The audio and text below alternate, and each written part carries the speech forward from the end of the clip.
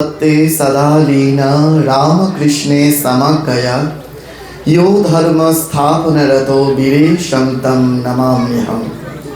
শ্রীরামকৃষ্ণদেব যার উদ্দেশ্যে বলেছিলেন এবার ওর জন্যই তো স্বর্গ, সেই তার আজ 164তম আবির্ভাব তিথি উপলক্ষে শ্রী শারদা আশ্রম কল্যাণী সেই উৎসব অনুষ্ঠানে আমাকে আসবার যে দুর্লভ সুযোগ মাতাজিরা করে দিয়েছেন, তার জন্য আমি আন্তরিক শ্রদ্ধা নমস্কার প্রণাম জানাচ্ছি মাতাজিদের শ্রীচরণ যুগলে।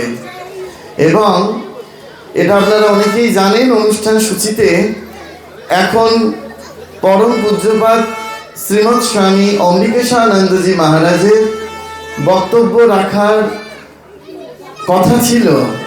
চণ্ডী মহারাজ আমাদের সকলের খুব কাছের, কিন্তু মহারাজ হঠাৎ অসুস্থ হয়ে পড়ার দরুন মহারাজের জায়গায় আমি এখানে এসেছি। মহারাজকে নিয়েই আমার আসার কথা ছিল, কিন্তু মহারাজ আসতে পারেননি। তার পরিবর্তে এখানে স্বামীজির কথা বলবার সুযোগ যে পাওয়া গিয়েছে, এতে আমার খুব আনন্দ হচ্ছে।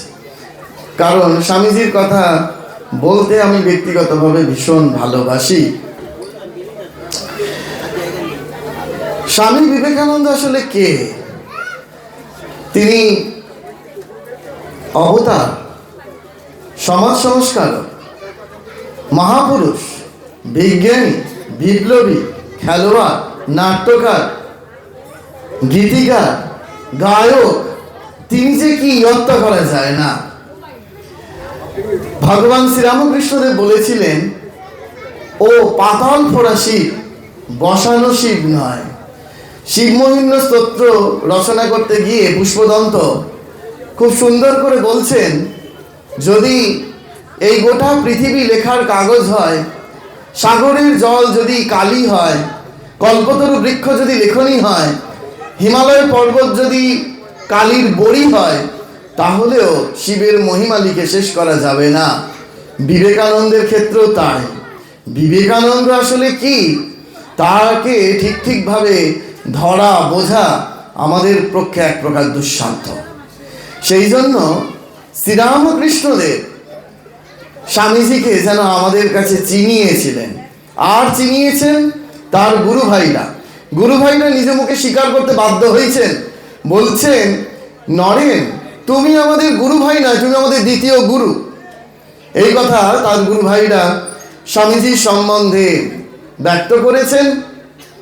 কিন্তু এই যে আজকে 164তম স্বামী বিবেকানন্দের আবির্ভাব তিথি, এই আবির্ভাব তিথিতে বিবেকানন্দকে আমাদের কেন প্রয়োজন, সেটা যদি আমরা একবার বুঝে নিতে পারি, তাহলে আমরা ঠিক করে বিবেকানন্দকে গ্রহণ করতে সক্ষম হব। এই যে বর্তমান পরিস্থিতি চলছে ভারতবর্ষ তথা গোটা বিশ্বে, কেবল চারদিকে সংঘর্ষ আর সংঘর্ষ। কিরকম যদি আমরা একটু ব্যক্ত করি, তাহলে বুঝতে পারবো যে পৌরাণিক জীবনযাত্রার সঙ্গে আধুনিক জীবনযাত্রার বিরাট সংঘর্ষ। এই যে এত সুন্দর সুন্দর ওয়েস্টার্ন ডান্স এখানে হলো, এই রকম ভিডিও দেখলে বাইরের লোক কত সমালোচনা করবে যে আচ্ছা এইরকম আশ্রমিক পরিবেশে এখানে তো ঠাকুর দেবতার গান নিয়ে বোধহয় নাচটা আসলে ভালো হতো, এইরকম কেন? এরকম বহু সংঘর্ষ হতে পারে। দ্বিতীয়, জাতিতে সংঘর্ষ, ধর্মে সংঘর্ষ, সমাজতন্ত্রের সঙ্গে পুঁজিবাদের সংঘর্ষ। এইরকম বিরাট সংঘর্ষের সম্মুখীন আমরা। এর ফলস্বরূপ কি হলো? এর ফলস্বরূপ যেটা হলো, ভোগ সর্বস্ব জীবন। এই বর্তমান যুগ কেবল ভোগ সর্বস্ব জীবনে ডুবে যেতে শুরু করলো। তার ফল সুইসাইডের হার বেড়ে গেল, মানুষ হাসতে ভুলে গেল। লাফিং ক্লাবে যাচ্ছে মানুষ হাসবার জন্য।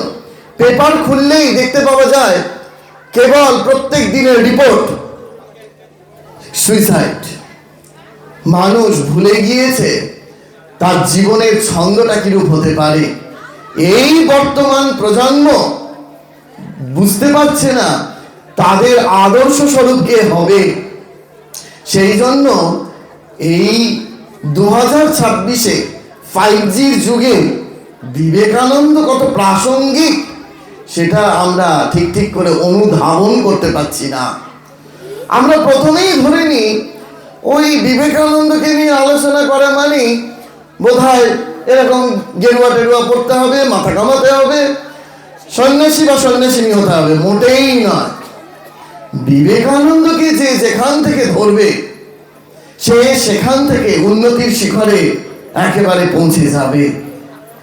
আমি কয়েকটা যুক্তি প্রমাণ দেব, কিন্তু তার আগে এখানে এতক্ষণ ধরে বেশ ইয়ংরা আসন অলঙ্কৃত করেছিল, এখন যারা দেখতে পাচ্ছি আসন অলঙ্কৃত করে রয়েছে তাদের মাথায় কলপ লাগানোর সময় হয়ে গিয়েছে।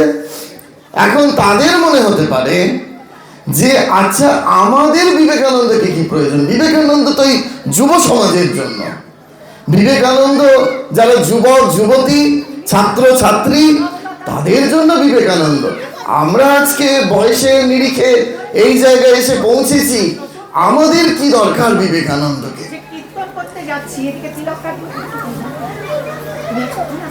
এই জায়গায় দাঁড়িয়ে আমাদেরকে বারবার করে মনে রাখতে হবে, এই যে আমরা যদি ঠাকুর মাকে জানবার চেষ্টা করি, কিছুক্ষণ আগে এত সুন্দর কথামৃত পাঠ হলো, সেই কথামৃত যদি আমরা অনুধাবন করতে চেষ্টা করি তাহলে বিবেকানন্দ ছাড়া আমাদের কোনো গতি নাই।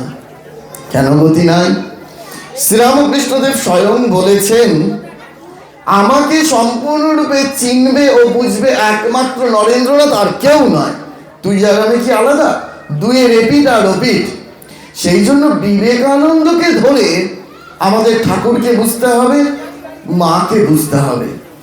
যদি তা না করি তাহলে আমাদের খানাখন্দে পা পড়বে, এই বিষয়ে কোনো সন্দেহ নেই। কিরকম একটা উদাহরণ দিলেই আপনারা বুঝতে পারবেন। কথামৃতের একটা গল্প, খুব বিখ্যাত গল্প, হাতি নারায়ণ ও মাহুত নারায়ণ। এই গল্পটি যদি আমাকে এখন ব্যক্ত করতে বলা হয়, বড় জোর 1 মিনিট লাগবে। সেই ছেলেবেলা থেকে আমরা এইসবই করে আসছি, গল্প বলার কম্পিটিশন, কথামৃতের গল্প নিয়ে চর্চা ইত্যাদি ইত্যাদি, 1 মিনিট লাগবে। কিন্তু এই হাতি নারায়ণ মাহুত নারায়ণের গল্প ব্যাখ্যা করছেন স্বয়ং স্বামী বিবেকানন্দ 3 দিন ধরে। তারপরে স্বামী বিবেকানন্দ বললেন যে ভগবান শ্রীরামকৃষ্ণ দেবের এক একটা কথা নিয়ে বেদান্ত রচনা করা যায়। এই 3 দিনের একটা গল্প, ওই সামান্য ছোট গল্প ব্যাখ্যা করে শেষ করতে পারছেন না স্বয়ং স্বামী বিবেকানন্দ। এর থেকে আমরা বুঝতে পারি যে বিবেকানন্দকে না ধরে যদি আমরা মাকে বোঝার চেষ্টা করি, জানার চেষ্টা করি, ঠাকুরকে বোঝার চেষ্টা করি, ঠাকুরকে জানার চেষ্টা করি, তাহলে আমাদের ভুল হয়ে যাবে। সেই জন্য আমাদের একান্ত প্রয়োজন বিবেকানন্দের শরণাপন্ন হওয়া। এই যে আমরা দিব্যত্রয়ীর চিত্রপট দেখি, সেই চিত্রপট দেখলে আমরা বুঝতে পারবো ভগবান শ্রীরামকৃষ্ণ দেবের অর্ধেক চোখ খোলা, অর্ধেক চোখ বন্ধ। স্বামী বিবেকানন্দের সম্পূর্ণ চোখ খোলা, চোখ বন্ধ, আর শ্রী শ্রী মায়ের সম্পূর্ণ চোখটি খোলা। মা নিজেকে বাদ দিয়ে বাকি দুজনের সম্বন্ধে বলেছিলেন যে চোখ চেয়ে ভগবানকে দেখেছে আর কে? এক ঠাকুর দেখেছে আর এক নরেন দেখেছে, আর কেউ নয়। কিন্তু বিবেকানন্দ এই 3 জনের যে সামঞ্জস্য সেটা ভীষণ সুন্দর ভাষায় ব্যক্ত করেছেন, সেটা শোনাই। বিবেকানন্দকে প্রায়ই জিজ্ঞেস করা হতো যে আপনার সঙ্গে ঠাকুরের এবং আপনার সঙ্গে মায়ের সম্পর্কটা কি বলুন। বিবেকানন্দ এই প্রশ্নের উত্তরটা ঠাট্টা করে উড়িয়ে দিতেন। বিবেকানন্দের ঠাট্টা করার স্বভাব আপনারা জানি, খুব মজার মজার সেসব ঘটনা আছে, যদি সময় পাই বলবো। তা বিবেকানন্দ বলতেন ওই ঠাকুরের দৈত্য দানাদেরকে হবটাবো বোধ হয়, বলে এই প্রশ্নটাকে এড়িয়ে যেতেন। কিন্তু একবার পাশ্চাত্যের 12 জন শিষ্য শিষ্যা স্বামী বিবেকানন্দকে চেপে ধরেছেন, বলছেন আজকে আপনাকে বলতেই হবে আপনার সঙ্গে ঠাকুরের এবং আপনার সঙ্গে মায়ের সম্পর্কটা কি। সেই দিন বিবেকানন্দ কি মুড়ে ছিলেন কে জানে। বলছেন বলে উঠলেন, বিবেকানন্দের কোট করা ভাষাতে বলি, জগৎ কল্যাণী মা মহামায়া জগতের কল্যাণে নিজেকে ধরাধামে প্রকাশ করতে চাইছিলেন। প্রকাশ করতে গিয়ে অর্ধেক পুরুষ অর্ধেক নারী রূপে শ্রীরামকৃষ্ণদেব রূপে আবির্ভূত হলেন, সম্পূর্ণ নারী রূপে শ্রী শ্রী মা সারদা দেবী রূপে আবির্ভূত হলেন এবং সম্পূর্ণ পুরুষ রূপে নিজেকে ইন্ডিকেট করলেন এবং সমাধিতে ডুবে গেলেন। বিবেকানন্দ ধরিয়ে দিচ্ছেন যে তার সঙ্গে ঠাকুরের এবং তার সঙ্গে মায়ের সম্পর্কটা আসলে কি। এই এক শক্তি তিন ভাবে কাজ করছে। এই ভগবান শ্রীকৃষ্ণের পরে আধ্যাত্ম জগতের ইতিহাসে একই সঙ্গে শারীরিক, একই সঙ্গে বৌদ্ধিক, একই সঙ্গে আধ্যাত্মিক, একই সঙ্গে জাগতিক শক্তির পূর্ণ বিকাশ একমাত্র বিবেকানন্দ ছাড়া কারোর মধ্যে আমরা দেখতে পাই না। বলবেন মহারাজ আপনি এত বড় কথা বলছেন। হ্যাঁ, এত বড় কথা বলছি, প্রমাণ সাপেক্ষ। আপনারা যারা যারা পড়েছেন যুগনায়ক বিবেকানন্দ, পরম পূজ্যপাদ শ্রীমৎ স্বামী গম্ভীর মহারাজ গম্ভীরানন্দজির লেখা, আমরা মনে করি বিবেকানন্দ জীবনীর প্রামাণ্য গ্রন্থ হচ্ছে ওটি। সেই গ্রন্থের পরিশেষে মহারাজ লিখছেন, বিবেকানন্দকে যদি এক কথায় ব্যক্ত করতে হয় তিনি কি, তার স্বরূপ, বিবেকানন্দের স্বরূপ, তাহলে আমাদের দুজনের কথার ধার নিতে হবে। কোন দুজন? এক হচ্ছে মিস ম্যাকলাউড আর একজন সিস্টার নিবেদিতা। মিস ম্যাকলাউড বলেছিলেন স্বামী বিবেকানন্দ সম্বন্ধে, স্বামী বিবেকানন্দ মূর্তিমান শক্তি, আর সিস্টার নিবেদিতা বলেছিলেন বিবেকানন্দ মূর্তিমান স্নেহ। কোথা থেকে পেলেন এটা আমরা একদম নির্দ্বিধায় বলতে পারি। একবার সেই স্বামী বিবেকানন্দের গুরু ভাই তুরিয়ানন্দজির সঙ্গে হাঁটছেন, আপনারা জানেন সেই ঘটনা। বলছেন যে হরি ভাই স্বামীজিকে বলছেন যে তুমি ঠাকুরকে কিরকম বুঝেছো? তখন স্বামীজি বলে উঠলেন, ঠাকুর কিরকম জানো? LOVE personified.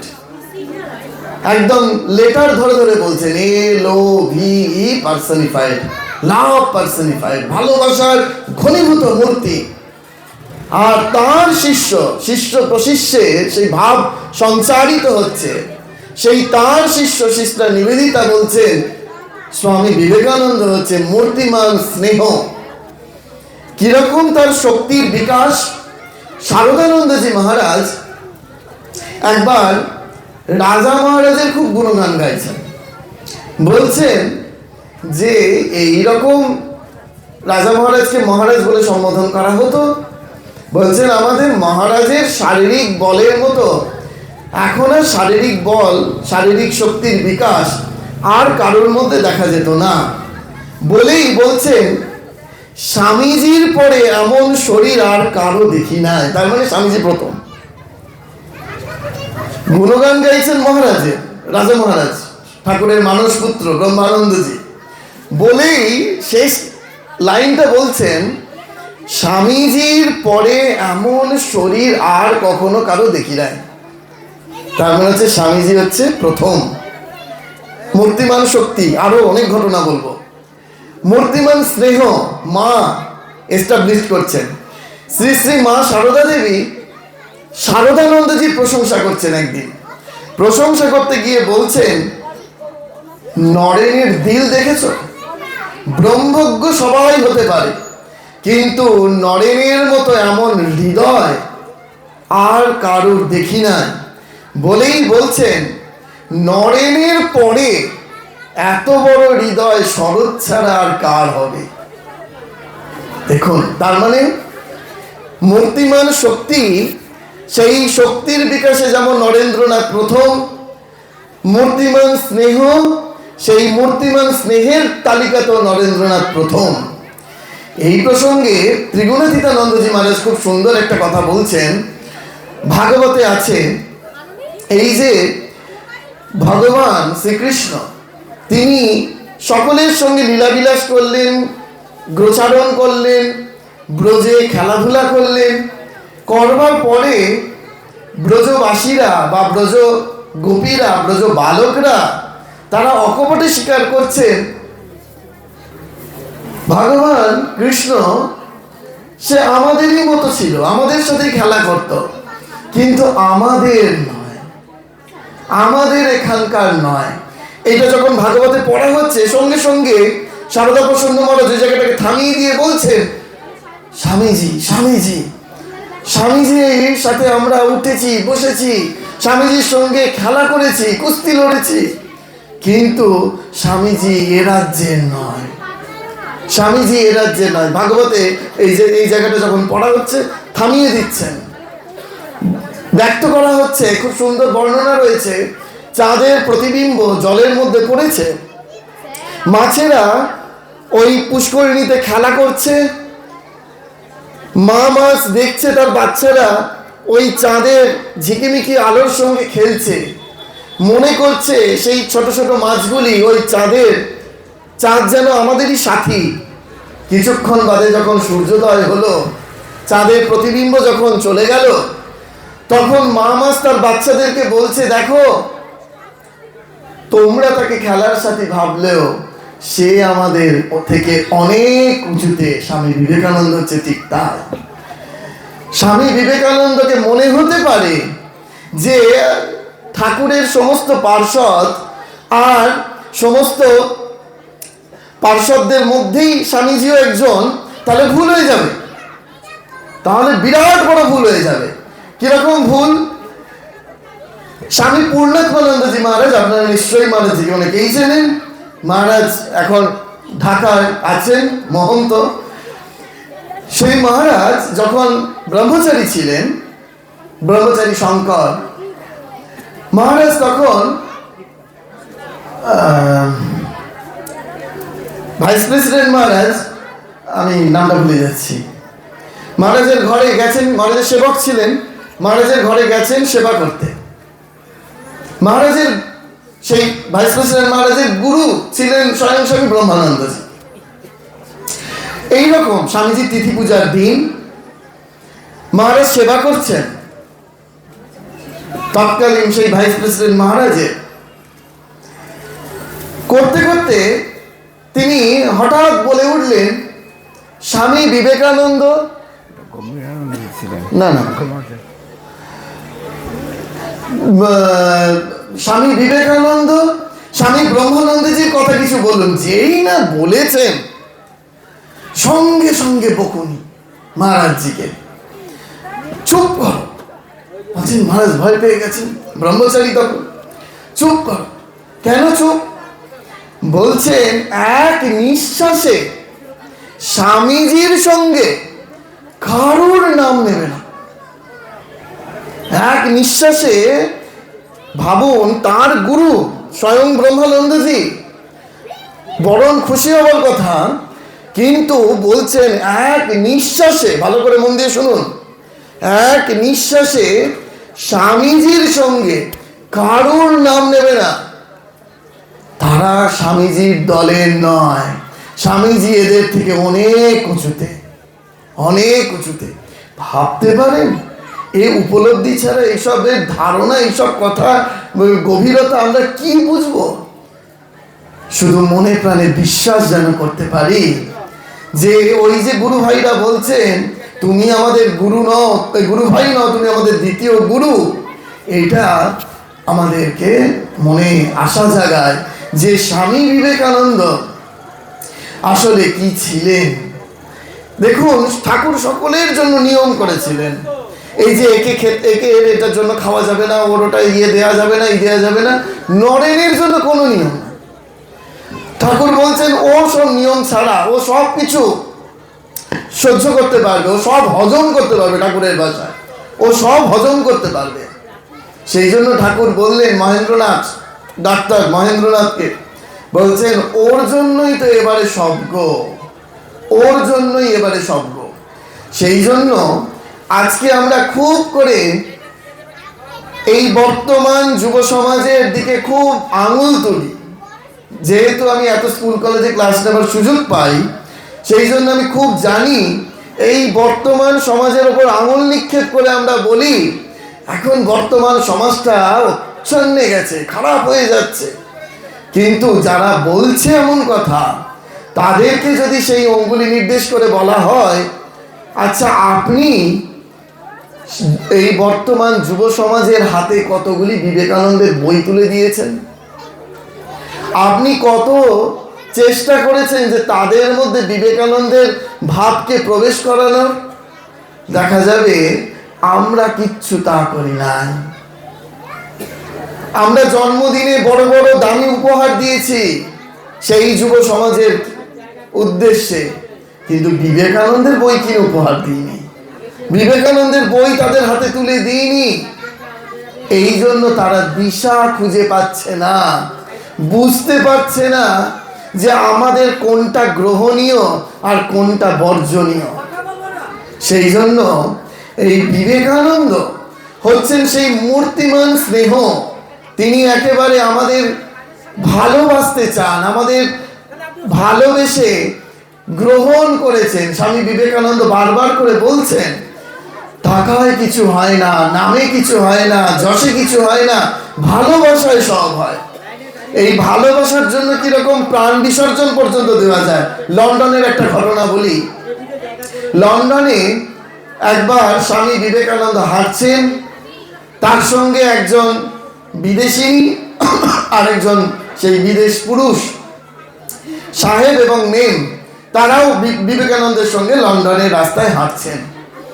এবার হাঁটতে হাঁটতে একটা লাল চক্ষু ষাঁড় বিবেকানন্দের ওই দিকে ছুটে আসছেন। বিবেকানন্দ মানে ওই মেম সাহেব তাদের দিকে ছুটে আসছেন। যেই ষাঁড় ছুটে আসছে দেখেছে, সাহেব সঙ্গে সঙ্গে একটা নিরাপদ স্থান বেছে নিয়েছে, পালিয়ে গিয়েছে।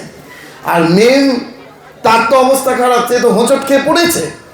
যেই হোঁচট খেয়ে পড়েছে, বিবেকানন্দ দেখছেন যে যদি একটা শিং দিয়ে খোঁচা মারে তাহলে তো একবার প্রাণবায়ু বেরিয়ে আসবে। নেমে সঙ্গে সঙ্গে বুক চিতিয়ে একেবারে ষাঁড়ের সম্মুখে বিবেকানন্দ নিজেকে দাঁড় করলেন।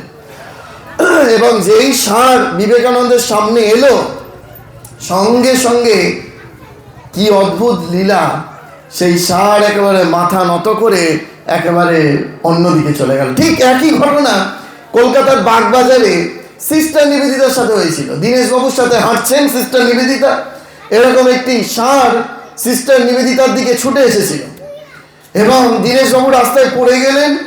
সেই আলখাল্লা পরিহিত সিস্টার আমাদের, তিনি একেবারে ষাঁড়ের সামনে দাঁড়িয়ে পড়লেন। আর সেই ষাঁড় তাকে দেখেও পিছনে হেঁটেছিল।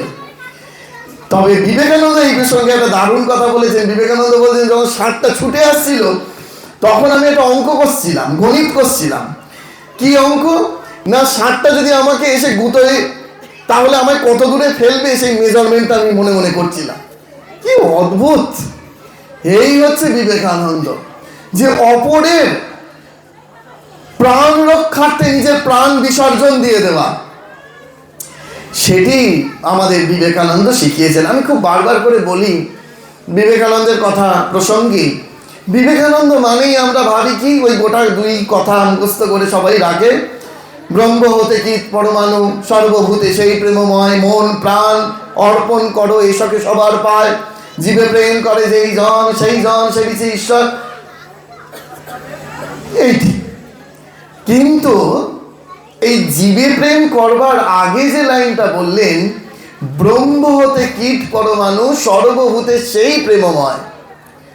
আচ্ছা, জানলাম সর্বভূতে সেই প্রেমময়, এখন আমার করণীয় কি? মন প্রাণ শরীর অর্পণ করো এ সখে সবার পায়। এইটার দিকে আমরা কেউ গুরুত্ব দিই না।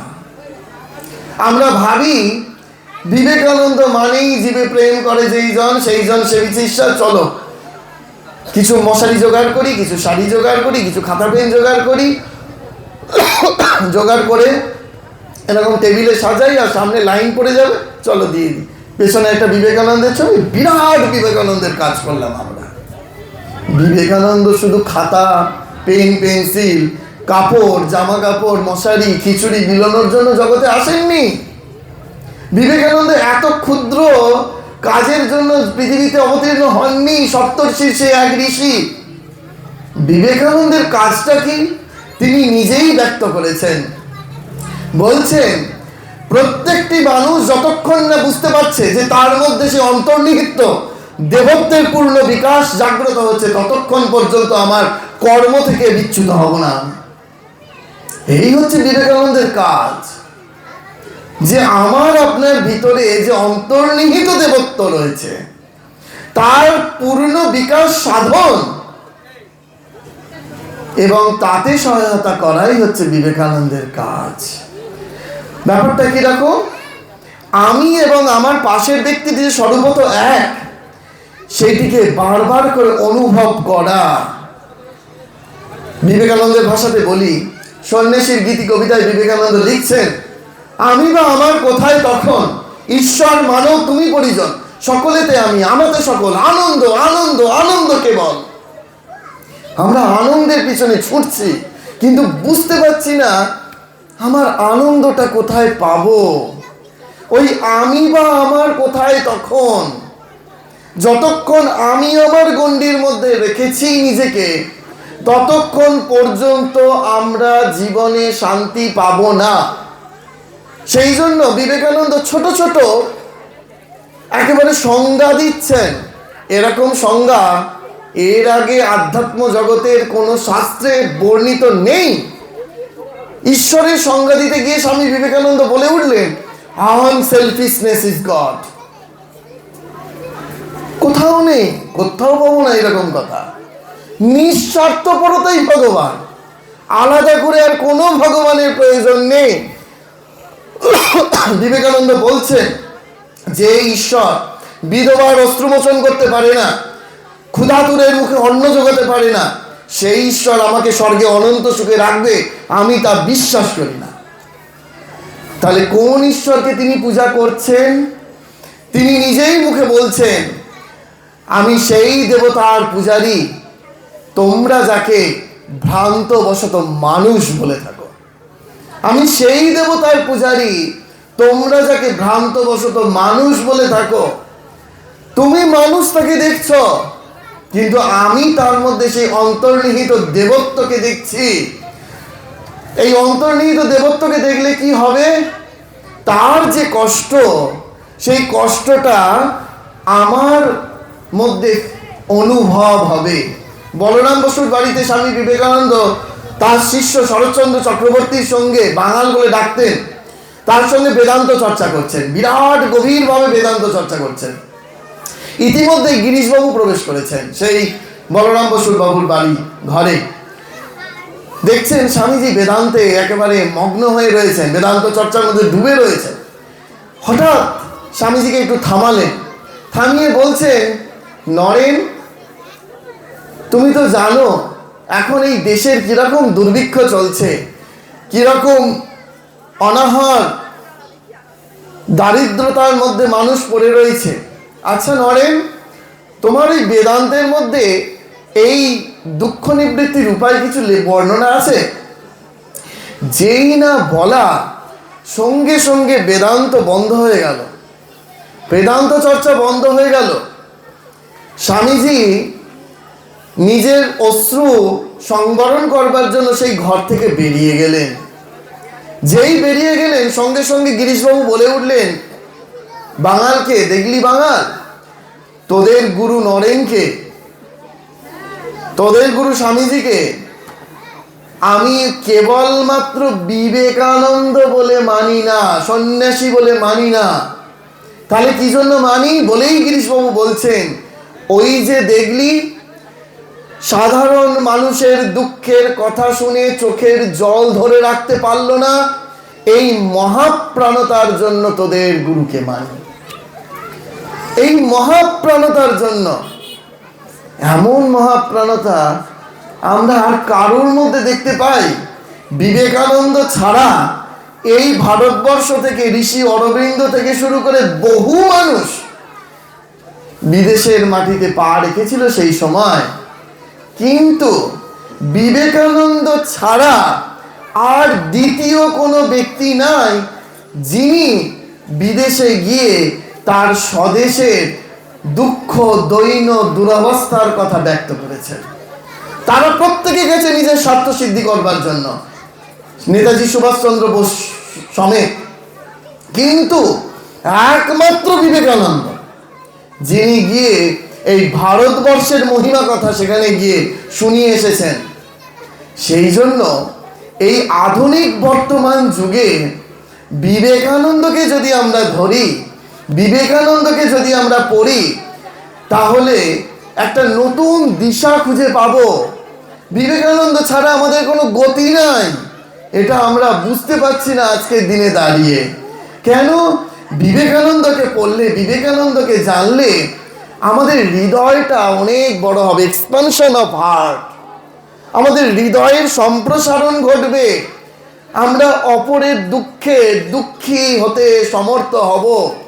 এখন বলবেন মহারাজ, আমরা তো অপরের দুঃখে দুঃখী হই, কিন্তু অপরের দুঃখে যখন সত্যি সত্যি দুঃখী হব, তখন এর ভাইস ভার্সা অপরের সুখেও আমরা ততোধিক সুখী হব। আমাদের এটা হয় না। আমরা খুব করে লোক দেখানোর জন্য অপরের দুঃখে দুঃখ পেয়েছি সেটা বোঝানোর জন্য খুব সহজে চোখে জল এসে যায়, এটা এখন খুব সহজ হয়ে গিয়েছে। কিন্তু অপরের সুখে সুখী, অপরের আনন্দে আমার আনন্দ, তখন আর সেটা হয় না। আমার বাড়ির মেয়েটি চাকরি পেত, কিন্তু পাশের বাড়ির মেয়েটা পেয়ে গেল। যতই আমি বলি দিদি খুব ভালো খবর, খুব ভালো খবর, কিন্তু মনে মনে ভাবছি আমার মেয়েটা পেল না, আমার মেয়েটাই তো পাওয়ার কথা ছিল নিশ্চয়ই। ব্যাস, তারপরে আর বললাম না কি কি আমরা বলতে শুরু করি। তার মানে বোঝা যাচ্ছে যে আমি মোটেই তাকে আপন করে নিতে পারিনি।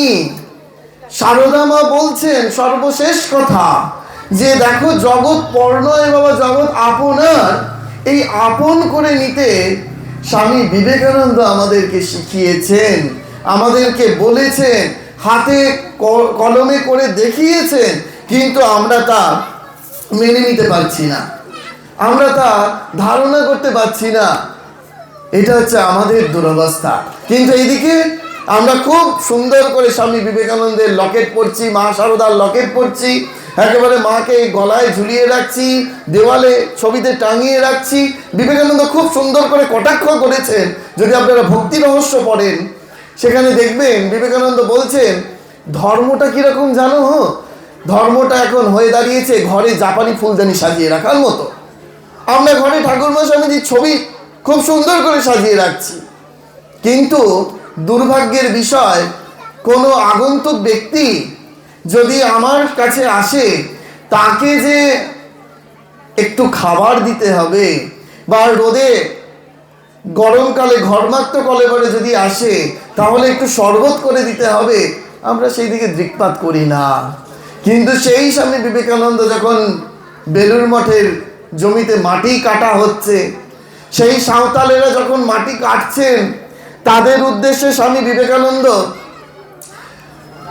খিচুড়ি রান্না করছেন, খাবার রান্না করছেন, রান্না করে সবাইকে পরিবেশন করছেন। করবার পরে বললেন, আজকে আমার সাক্ষাৎ নারায়ণের ভোগ দেওয়া হলো। বেলুড় মঠের জমিতে দাঁড়িয়ে এই কথা স্বামী বিবেকানন্দ বলছেন, সাক্ষাৎ নারায়ণের ভোগ দেওয়া হলো। তাহলে পুজো কি? পুজো হচ্ছে সেই পুজো যেন তেন প্রকারেণ যস্য অস্য বিদেহিনা সন্তসং জনে প্রাজ্ঞ তদেব দেব পূজনম। যেন তেন প্রকারে যে কোনো দেহধারীর মধ্যে যদি আমরা সন্তুষ্টি বিধান করতে পারি, সেইটি হচ্ছে আমাদের যথার্থ পূজা।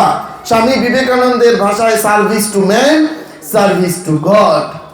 ধরে নেওয়া যাক আমার বাড়িতে, আমার আপনার ঘরে একজন পিয়ন এসেছে চিঠি দিতে, কিংবা গ্যাস সিলিন্ডারটা ফুরিয়ে গেছে, বুকিং করেছি, সিলিন্ডারটা কেউ দিয়ে গেল, কিংবা ফ্লিপকার্ট সেখানে কোনো অনলাইনে অর্ডার করেছি, সেই জিনিসটা কেউ ডেলিভারি করে দিয়ে গেল।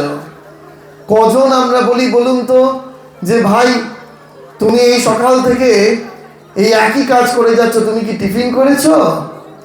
এসো এসো এসো, ঘরে এসো, বসো, দুটো খেয়ে যাও। কজন বলি, কিন্তু এইদিকে আমরা না, এই সেবা প্রতিষ্ঠান গেলে আমরা খুব বুঝতে পারি। সেই দিনই চন্দ্রী মহারাজকে দেখতে গেছিলাম, গত পরশু দিন মহারাজদের সাথে কথা হচ্ছিল, বিশেষ করে ডাক্তারবাবুরা। মহারাজ এদের সামনে একেবারে ভালো মানুষের মুখোশধারী, অমন ভালো মানুষ জগতে আর হয় না। কিন্তু বলছে অপারেশন করে যে তাকে দেখতে আসতে হবে, সেই দেখতে আসার অবকাশ পাচ্ছে না, কারণ আরেকটা চেম্বারে ছুটতে হবে, না হলে তার রোজগারটা কম হয়ে যাবে। কিন্তু এদিকে আমরা বিবেকানন্দ এমন একটা অর্গানাইজেশনের সাথে আছি যেখানে ঠাকুরমা স্বামীজির ওরিয়েন্টেড। আমি ওই অমুক আশ্রমে যাই, লোকে আমাকে একটু গণে মানে, কিন্তু ব্যক্তিগত জীবন, সেই ব্যক্তিগত জীবনে আমাদের তার ছাপ পড়ছে না। দুর্ভাগ্যের বিষয়।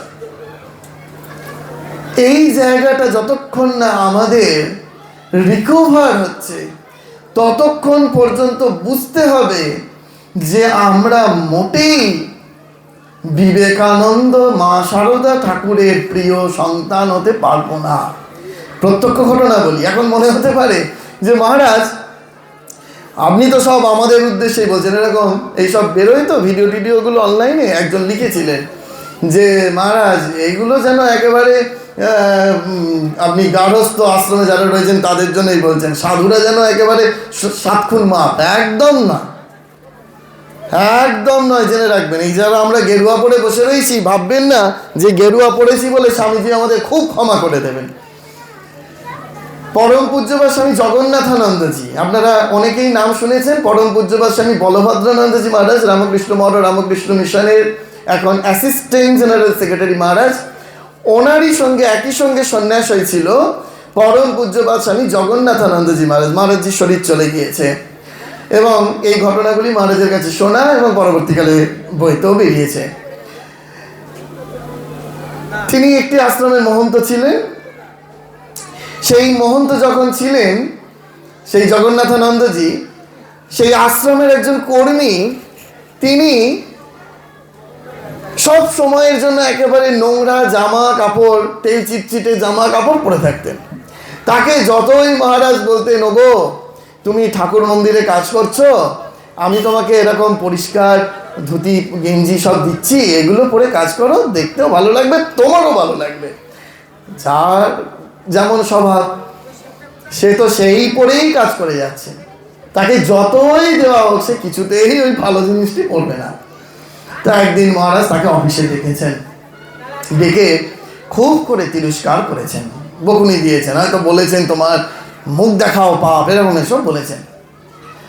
তা সে মহারাজের মুখে তো আর কিছু, মুখের ওপর কিছু তো বলতে পারবে না, খুব দুঃখ পেয়ে চলে গিয়েছে। রাত্রিবেলা স্বামীজি মহারাজকে স্বপ্ন দিয়েছেন। স্বপ্ন দিয়ে বলছেন, শোনো, ও ঠাকুরের মন্দিরের কর্মী, তোমার মন্দিরের নয়। সেই না স্বপ্ন দেখা, মহারাজ তো একেবারে সঙ্গে সঙ্গে বিছানা ছেড়ে উঠে পড়েছেন, বুঝতে পারছেন ভুল হয়েছে। পরের দিন সকাল সকালই আগে তাকে ডেকেছেন, ডেকে বলছেন যে বাবা কিছু কালকে বলেছি, কিছু মনে করো না, হ্যাঁ তুমি দুঃখ পেও না। কারণ স্বপ্ন টপ্ন দিয়েছেন বলতে পারছেন না, কারণ তাহলে তাকে দিয়ে কাজ করানো যাবে না, কিন্তু যতটা সম্ভব তাকে বলছেন আর কি, তার মতো করে। তার মানে বুঝতে পারছেন যে যারা গেরুয়া পড়েছি আমরা, ভাববেন না গেরুয়াটি পরে নিয়েছি বলে ঠাকুরমা স্বামীজি আমাদেরকে ক্ষমাটি করে দেবেন। আমরাও যদি ওইরূপভাবে অপরের অন্তরে ব্যথা দিয়ে যদি কথা বলি, তাহলে স্বামীজি আমাদেরকে ছেড়ে কথা কইবেন না, ছেড়ে কথা কইবেন না। এখন এটা শোনার পরে আমার মনে হয়েছিল যে স্বামীজিকে এরকম কি বলেননি? এরকম ঘটনা তোমরা পাই। সেই পাচক ব্রাহ্মণ একটু অন্যায় করেছে, আপনারা জানেন সেই ঘটনা। একেবারে স্বামীজি বলছেন দুষ্ট গরুর থেকে শূন্য গোয়াল ভালো, বলে একেবারে পাচককে তাড়িয়ে দিচ্ছেন। দেখুন স্বামীজি যা করেছেন, মহারাজ বলছেন আর কি, তখন আমি নিতান্তই ছোট, আরো এখনো ছোট, আরো ছোট ছিলাম। তো তখন মহারাজ বলছেন, দেখো স্বামীজি যা করেছেন আমরা তা করতে পারি না সব সময়। স্বামীজি ওই বেলুড় মঠে যখন প্রথম কুমারী পূজা করছেন, তার মধ্যে একজন মুসলিম কন্যা ছিল, আপনারা জানেন। এখন যদি আমরা করব মনে করি হবে না, সেটা সম্ভব হবে না। সেই জন্য স্বামীজি যা করেছেন সেটা আমরা সবসময় করতে পারি না। বরং স্বামীজি যা আমাদেরকে বলে গেছেন করতে, অপরকে ভালোবাসতে, অপরের কল্যাণ সাধন করতে, অপরকে আপন করে নিতে, আমাদের যদি বকুনি দিই তাহলে কি হবে না, তারপরে অ্যানালিসিস করে দেখা গেছে যে আমরা যদি কাউকে বকুনি দিই তাহলে দেখা যাবে যে আমরা হয়তো তার ক্ষতি সাধনের জন্য বলছি, তাকে দুঃখ দেওয়ার জন্য বলছি। আর স্বামীজি যদি কাউকে বকুনি দিতেন, সেই বকুনিটা তার কল্যাণের জন্য, তার ভালোর জন্য, আমাদের ক্রোধ প্রকাশের জন্য নয়। যদি ক্রোধ প্রকাশের জন্য হতো তাহলে সেই পাচক ব্রাহ্মণ যখন ফিরেটি এলো, বাবুরাম মহারাজ ফিরিয়ে নিয়ে এলেন তো, মা বললেন যে বাবুরাম তুমি একে ফেরত নিয়ে যাও, বলবে মা পাঠিয়েছে। তখন স্বামীজি ওই দোতলার ঘর থেকে দেখছেন বাবুরাম দাদা নৌকা করে তাকিয়ে আবার ফেরত নিয়ে আসছে। রাগে একবারে গজগজ গজগজ করতে করতে নিচে নেমে এলো, বাবুরাম দাদার কাণ্ড দেখো, একে আবার তাড়িয়ে দিলাম, একে আবার ফিরিয়ে নিয়ে আসছে। সঙ্গে সঙ্গে বাবুরাম মহারাজ স্বামীজির কাছে যখন যেই মুহূর্তে নিবেদন করলেন, মা বলেছে ওকে ফিরিয়ে নিয়ে যেতে, স্বামীজি আর কোনো দ্বিরুক্তি নয়, একেবারে মুখটি বুঝে, যেন সেই জোকের মুখে নুন পড়ার মতো অবস্থা, একেবারে মুখটি বুঝে সোজা সেই ওপরে সিঁড়ি দিয়ে উঠে গিয়ে শেষ সিঁড়িতে দাঁড়িয়ে স্বামীজি চিৎকার করে বললেন, বেটা হাইকোর্ট চিনেছে। এই যে তিনি মেনে নিচ্ছেন, কোনো রাগ প্রকাশ করছেন না, এই হৃদয়টা, স্বামীজির এই হৃদয় নিগ্রানো ভালোবাসাটা যদি আমরা একটু আয়ত্ত করতে পারি তাহলে আমাদের জীবনটা বদলে যাবে, জীবনটা ধন্য হয়ে যাবে। মহীশূরের রাজা স্বামী বিবেকানন্দকে একটা হুঁকো দিয়েছিল, বিরাট দামি হুঁকো। সেই হুঁকো, সেইখানে বিভিন্ন স্টোন, সেই পাথর খচিত ছিল। সেই হুঁকোয় একদিন তিনি হুঁকো তামাক সেবন করছেন, আর একজন গরিব সেই রাঁধুনি স্বামীজির ওই হুঁকোর দিকে এক দৃষ্টে তাকিয়ে রয়েছে। স্বামীজি বুঝতে পেরেছেন যে ওই হুঁকোটা নেওয়ার ইচ্ছা হচ্ছে বা পাওয়ার ইচ্ছা হচ্ছে। সঙ্গে সঙ্গে স্বামীজি মুখ থেকে সেই হুঁকোটা বার করে বলছেন, এই নাও, আজ থেকে তুমি এই হুঁকোটায় তামাক সেবন করবে। সে বলছে, না না, এটা হতে পারে না, হতে পারে না। বলছে, কিচ্ছু ভেবো না, আমি আজকে এতদিন ধরে এই শরীরটা দিয়ে ওইটি ভোগ করছিলাম, আজ থেকে তোমার শরীর দিয়ে আমি ওটা ভোগ করব। কিরকম অনাসক্তি! তবেই তো বেলুড় মঠের ওই জমি কিনে রাজা মহারাজকে প্রথম প্রেসিডেন্ট করে দিলেন, এটা আমরা সকলে জানি। আরেকটি এরকম অনাসক্তি প্রকাশ বিবেকানন্দের।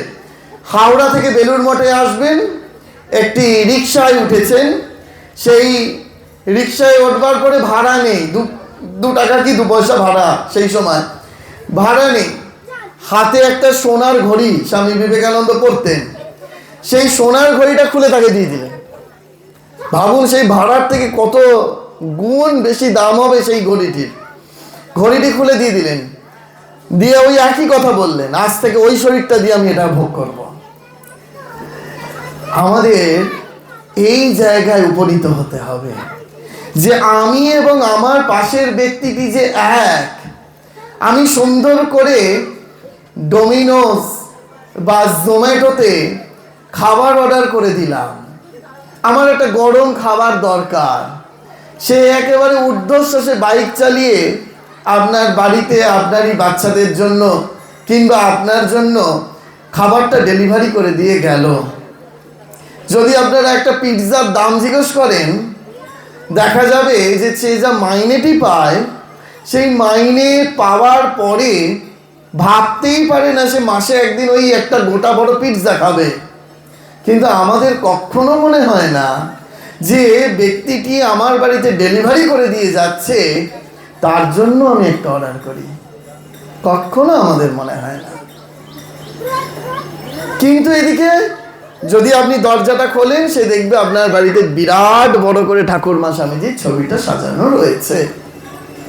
আমাদের কখনো এই পরিবর্তনটা আসছে না।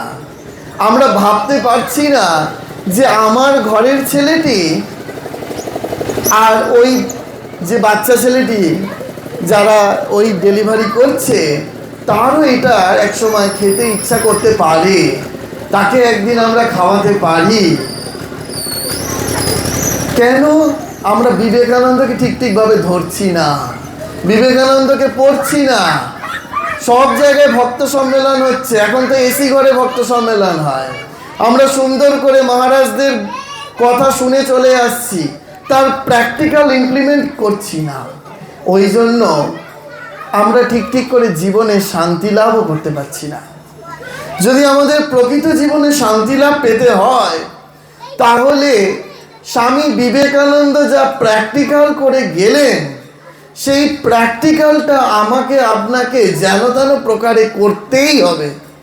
যদি আমরা তা করতে সক্ষম হই, দেখব যে আমরাও অদ্ভুতভাবে অন্তরে সেই শান্তি অনুভব করছি, অন্তরে শান্তি অনুভব করছি। এটাই তো আমাদের মূল লক্ষ্য। সেই জন্য আমার বারবার করে মনে হয় স্বামী বিবেকানন্দকে জানা, স্বামী বিবেকানন্দকে পড়া ভীষণ প্রয়োজন।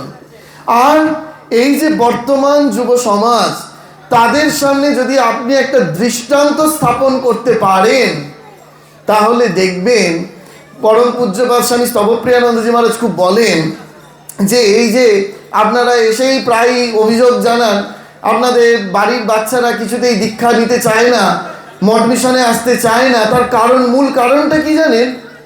কারণ সে সামনে, চোখের সামনে আপনাকে দেখছেই না যে দীক্ষা নেওয়ার পরে কি পরিবর্তনটা ঘটতে পারে। যদি একেবারে সামনে দেখতে পায় আপনাকে যে আচ্ছা মন্ত্র জপ করার পরে একটা বিরাট পরিবর্তন আপনার মধ্যে ঘটেছে, তাহলে আপনার ঘরের সন্তানটিও মঠ মিশনে সাধুসঙ্গ করতে আসবে, মন্ত্র নেবার ইচ্ছা প্রকাশ নিজে থেকেই করবে। তাদেরকে আমরা প্রথমেই আন্ডার এস্টিমেট করতে সবসময় উদ্গ্রীব হয়ে থাকি। এই যেমন বললাম, কোনো কিছু হলো তো আমরা সমালোচনা করতে ব্যস্ত, তাদেরকে আমরা বলছি না যে এই যুগের জন্য সবটি প্রয়োজন। ভগবান শ্রীরামকৃষ্ণদেব নিজেই কথা বলে গেছেন যে বাদশাহী আমলের টাকা ইংরেজ আমলে খাটে না, ইংরেজ আমলে চলে না। সেই জন্য যুগের সঙ্গে তাল মিলিয়ে আমাদেরকে বর্তমানে সেইটি চলতে হবে, আমাদেরকে সেইটি গ্রহণ করতে হবে। স্বামী বিবেকানন্দ সেই জন্য বারবার করে বলছেন এই কথা, টলারেন্স নয় অ্যাকসেপ্টেন্স। শিকাগো বক্তৃতায় গিয়ে প্রথমেই কথা বলছেন, সহ্য করা নয় গ্রহণ করা। আমাদের সেই ভালোটা গ্রহণ করতে হবে এই যুগে। সেই ছাত্রছাত্রী বলুন, যুব সমাজ বলুন, তাদের সামনে আমরা প্রতি মুহূর্তে, এ যাবৎকালে আমি প্রায় 186টি স্কুল এবং 36টি কলেজে ক্লাস নিয়েছি। সেখানে গিয়ে আমি একটা কমন প্রশ্ন করি যে আচ্ছা বলো তো, তোমরা বাড়ির লোকের কাছে শুনেছ এরকম কথা যে আগেকার দিনের ছেলেরা ভালো ছিল, এখনকার দিনের ছেলেগুলো খারাপ হয়ে গেছে, মেয়েগুলো খারাপ হয়ে গেছে? সবাই হাত তুলে দেয়। আমি তারপরেই প্রশ্ন করি যে আচ্ছা স্কুলে এসে শুনেছ টিচারদের কাছে যে আগের ব্যাচের ছেলে মেয়েগুলো ভালো ছিল, দিন দিন এখন যে সমস্ত ব্যাচের ছেলে মেয়েগুলো তোমরা সব উচ্ছন্নে যাচ্ছ? এটাতেও হাত তুলে দেয় সবাই, কারণ তারা শুনেছে, এই কথা শুনছে, প্রতি মুহূর্তে শুনছে। তখন আমি তাদেরকে বলি, ওগো আজকে একটা নতুন কথা শোনো।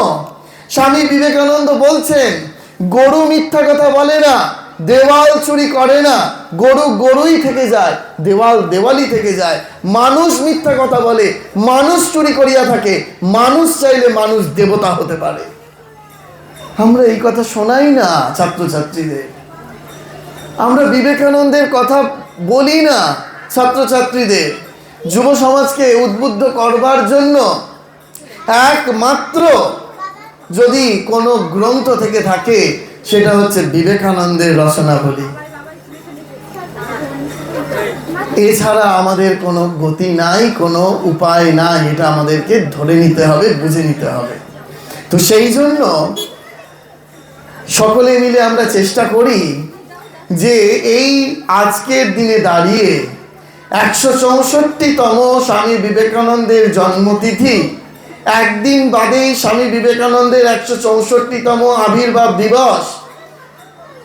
সেই আবির্ভাব দিবস, তার আবির্ভাব তিথিতে যেন আমরা বর্তমান প্রজন্মের কাছে বিবেকানন্দকে প্রতিস্থাপন করতে পারি।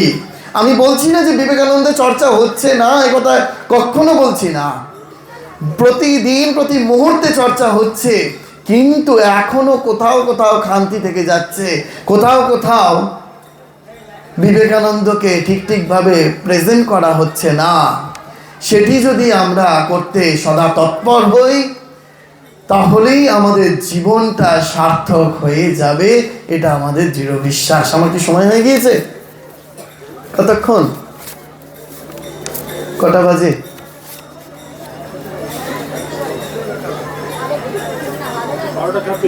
হ্যাঁ, ও সময় তো হয়ে গিয়েছে, এখানে 12:15 অবধি আছে। যাই হোক, আমি দেখতে পেলাম অরিজিৎ বাবু এসেছেন। হ্যাঁ, বিশেষ বিশেষ শ্রদ্ধা। আমি জানতাম না অরিজিৎ বাবু এখানে আসবেন, তো আমার অনেক অনেক শ্রদ্ধা অরিজিৎ বাবুকে। এই যে অরিজিৎ বাবু সারথি চলে এসেছেন, হ্যাঁ, এনারা আমার ভীষণ কাছের জন। তো যাই হোক, তো এই হচ্ছে আমার মূল কথা। কারণ স্বামী বিবেকানন্দের উদ্দেশ্যে স্বামী তুরীয়ানন্দজি হরি মহারাজ খুব সুন্দর একটি কথা বলেছেন। বলছেন, বিবেকানন্দকে খুশি করতে গেলে কি করতে হবে, বিবেকানন্দ কি যেন খুশি হবে। বলছেন, বিবেকানন্দের একটা বিরাট মন্দির করে দিলাম, বিবেকানন্দের বিরাট একটা স্ট্যাচু স্থাপন করে দিলাম, কি বিবেকানন্দের গলায় একটা মালা পরিয়ে দিলাম, তাহলে বিবেকানন্দ খুশি খুশি হবে। বিবেকানন্দের সামনে একটু বেশ ভালো করে ধূপ ধুনো দিলাম। বলছেন না, স্বামীজি এতে খুশি হবেন না। স্বামীজি কিসে খুশি হবেন? যখন আমরা স্বামীজির প্রদর্শিত পথে আমরা পথটি চলতে শুরু করব, তখনই বিবেকানন্দ খুশি হবেন। বিবেকানন্দের নামে কি হয়, একটা সত্য ঘটনা বলে আমি শেষ করি। এই ঘটনাটি আমার খুব পছন্দের একটি ঘটনা, যার নাম করলাম পরম পূজ্যপাদ শ্রীমৎ স্বামী পূর্ণাত্মানন্দজি মহারাজ। সেই মহারাজেরই সঙ্গে রিলেটেড এই ঘটনা। মহারাজ যখন সেই ব্রহ্মচারী ছিলেন, সেই ব্রহ্মচারী অবস্থায় একজন ব্যক্তির সঙ্গে, শতাব্দী প্রাচীন একজন ব্যক্তির সঙ্গে দেখা করতে গিয়েছিলেন। সেই ব্যক্তি স্বামী বিবেকানন্দকে দর্শন করেছিলেন। ব্যক্তিটি হচ্ছেন, তার নাম আপনারা সকলেই জানেন, বিভি অর্থাৎ বেঙ্গল ভলেন্টিয়ার্সের তিনি কর্ণধার ছিলেন এক সময়। হেমচন্দ্র ঘোষ, বিরাট বিপ্লবী, স্বাধীনতা সংগ্রামী। সেই হেমচন্দ্র ঘোষ যখন তার শতাব্দী প্রাচীন ব্যক্তি 100 বছর অতিক্রান্ত হয়েছে, তখন তিনি এই কলকাতার কালীঘাটের কাছে থাকতেন। তার সেই মহারাজ, ব্রহ্মচারী মহারাজ, মানে এখন বর্তমানে স্বামী পূর্ণাত্মানন্দজি, তিনি গেছেন সেই সাদা পোশাক পরিহিত অবস্থায়। আপনারা জানেন ব্রহ্মচারী অবস্থায় আমরা সাদা পোশাক পরে থাকি। সেই সাদা ধুতি পাঞ্জাবি পরে মহারাজ গেছেন হেমচন্দ্র ঘোষের সঙ্গে দেখা করতে। যেহেতু তিনি ওই বয়সে উপনীত হয়েছেন, তখন তিনি ভালো করে চোখে দেখতে পান না, ভালো করে কথা বলতে পারেন না, কথার মধ্যে বিরাট জড়তা, কানে ভালো শুনতে পান না, উঠে বসতে পারেন না। একজন সেবক রয়েছেন, তাকে দেখাশোনা করে। তা মহারাজ গিয়ে দাঁড়িয়েছেন, যে বলছেন যে আমি ওনার সঙ্গে দেখা করতে এসেছি। তখন সেই সেবক বলছে, কি করতে এসেছেন? উনি আর এখন কারোর সাথে কথাও বলতে পারেন না, আপনাকে বুঝতেও পারবেন না, আপনার কথা শুনতেও পারবেন না, কি জন্য দেখা করতে এসেছেন? এটা তাচ্ছিল্য ভাব।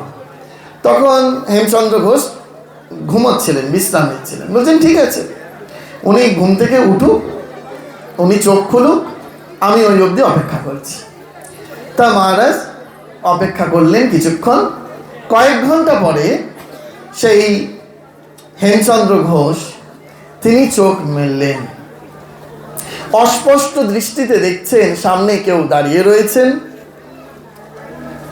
সেই সাদা পোশাক পরিহিত অবস্থায়। আগে থেকেই সেবক বলে দিয়েছেন যে তিনি ভালো কানে শুনতে পান না, কথা জড়িয়ে যাচ্ছে, এই রকম আদো আদো স্বরে হেমচন্দ্র ঘোষ যেন বলার চেষ্টা করলেন, তুমি কে? মহারাজ বলছেন যে এটা আমি গেস করে নিলাম, মানে ওইটাই যে বলেছেন এরকমটা নয়, কিন্তু আমার মনে হলো যেন এইটাই প্রশ্ন করছেন, তুমি কে? তা যেহেতু আগে থেকে শুনে নিয়েছেন, কানে ভালো শুনতে পান না, চিৎকার করে একটু গলার জোর করে বলছেন, আমি বেলুড় মঠ থেকে এসেছি, এরকম বলছেন। তারপরেই আবার একটা প্রশ্ন করছেন, কেন এসেছো? মহারাজ বলছেন, এটাও আমি গেস করে নিলাম যে কেন এসেছো জিজ্ঞেস করেছেন। তখন আমি আরেকটু চিৎকার করে বললাম তার কানের কাছে গিয়ে, আপনি বিবেকানন্দকে দেখেছেন তাই, আপনি বিবেকানন্দকে দেখেছেন তাই। যেই না এইটি চিৎকার করে মহারাজের বলা, একটা অদ্ভুত মিরাকেল হলো। আর এইদিকে সেবক ভাবছে বোধহয় সাধু বাবা এসেছে, বুজরুকি টুজরুকি কিছু জানে। যে হেমচন্দ্র ঘোষ উঠে বসতে পারেন না, তাকে ধরে বসিয়ে দিতে হয় বিছানায়, সেই হেমচন্দ্র ঘোষ তারাক করে একেবারে সোজা হয়ে বসলেন। যে হেমচন্দ্র ঘোষ কথা বলতে গেলে জড়িয়ে যায় জীবের জড়তায়, বয়সজনিত কারণে, সেই হেমচন্দ্র ঘোষ স্পষ্টভাবে কথা বলতে শুরু করলেন। যে হেমচন্দ্র ঘোষ কানে শুনতে পান না, তিনি যেন স্পষ্ট রূপে কানে শুনতে পাচ্ছেন। তখন মহারাজ এই হেমচন্দ্র ঘোষ মহারাজকে জিজ্ঞেস করছেন যে, আচ্ছা বলো, কি জানতে চাও? মহারাজ বলছেন, আপনি বিবেকানন্দকে দেখেছেন, আপনি বিবেকানন্দের কিছু কথা বলুন। হেমচন্দ্র ঘোষ যেন পূর্ণ যৌবনের শক্তি ধারণ করলেন সেই সময়। বলছেন, আজ থেকে প্রায় 70-80 বছর আগের ঘটনা, কিন্তু তা গতকালের ঘটনার মতো আজকের দিনে আমার কাছে তা স্পষ্ট। বিবেকানন্দ কোনো মানুষ ছিলেন না, বিবেকানন্দ ছিলেন একজন জ্বলন্ত আগ্নেয়গিরি। সেই জ্বলন্ত আগ্নেয়গিরির একটা স্ফুলিঙ্গ আমার মধ্যে পড়েছিল, তাই আজ আমি হেমচন্দ্র ঘোষ, তুমি আমাকে দেখতে এসেছো। কনভারসেশনটা আপনারা বইতে পাবেন, এবং এই ঘটনাটাও Ramakrishna Mission Institute of Culture, Golpark, Swami Vivekananda ও ভারতের স্বাধীনতা সংগ্রাম বলে একটি বই আছে, মহারাজেরই লেখা, সেই বইতে এই ঘটনাটা রয়েছে। এবং মহারাজ কাছে আমরা এগুলো সামনাসামনি শোনা। তো এই যে বিবেকানন্দের নামে কি হয় জেনেছেন? যে ব্যক্তি শতাব্দী প্রাচীন, যিনি বিছানায় বসতে পারেন না, শুনতে পান না, শ্রবণ ইন্দ্রিয় একেবারে নষ্ট, দর্শন ইন্দ্রিয় একেবারে নষ্ট, জীবের জড়তা এসে গেছে, বিবেকানন্দের নামে সেই শক্তি অনুভূতি হয়। বিবেকানন্দের নামের শক্তি এত, সেই জন্য আমরাও যদি, ওই জন্য খুব সুন্দর করে বলা হয়, বলতে গেলে না শেষ হয় না আমার কাছে, জানেন তো, একটার পর একটা মনে পড়ে যায়। এই যে বিবেকানন্দের ছবি আমরা দেখছি না, আমাদের কাছে এরকম একটা উদাহরণ আমরা ছাত্রছাত্রীদের দিই, বলছে গাড়ির লুকিং গ্লাস, হ্যাঁ, একদম ছোট্ট আয়না, সেখানে নিজের মুখটা ভালো করে দেখা যায় না, কিন্তু সেই আয়নার মধ্যে যদি সূর্যের প্রতিবিম্ব, সূর্যের আলো বিচ্ছুরিত হয়, সেখান থেকে যে দ্যুতি ঠিকরে পড়ে, সেই দ্যুতির দিকে আমরা তাকাতে পারবো? চোখ ঝলসে যাবে না? যদি সূর্যের ওই লাইটের রিফ্লেকশন ওই ছোট্ট আয়নাটির মধ্যে পড়ে, সেই দিকে আমরা তাকাতে পারবো না। ঠিক সেরকম আমরা হচ্ছি সেই ক্ষুদ্র দর্পণ সম, বৃহৎ সূর্য হচ্ছেন স্বামী বিবেকানন্দ। সেই বৃহৎ সূর্যের বিপরীতে যদি আমরা নিজেদেরকে প্রতিস্থাপন করতে পারি, তাহলে আমার আপনার মধ্যে থেকে যে তেজ নির্গত হবে, সেই তেজ নিয়ে আমরা যে কাজেই লিপ্ত হব না কেন, সেটি স্বামীজির ভাষায় সাকসেস পেতে বাধ্য। কেন না, সেইটির দ্বারা কেবলমাত্র জগতের কল্যাণই সাধিত হবে, অকল্যাণ হবে না। যাই হোক, অনেক কথা বলা হলো, অনেক কথা ব্যক্ত হলো না, কারণ এত ছোট সময়ের মধ্যে এই বিরাট স্বামী বিবেকানন্দকে ব্যক্ত করা অসম্ভব।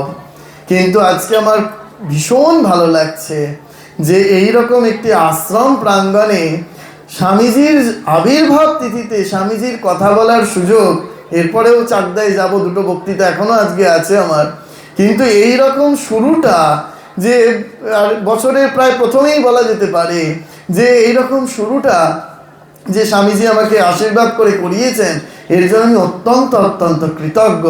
এবং আপনারাও এত ভালো শ্রোতা, এত সুন্দরভাবে এগুলি শুনলেন। কিন্তু আমার ওই একটাই বিনীত অনুরোধ থাকে যে যা শুধু শোনা হলো, একটু পরেই প্রসাদ পাওয়ার পর যেন ভুলে না যায়, সেইগুলো যেন অবশ্যই আমরা যার যেমন সামর্থ্য।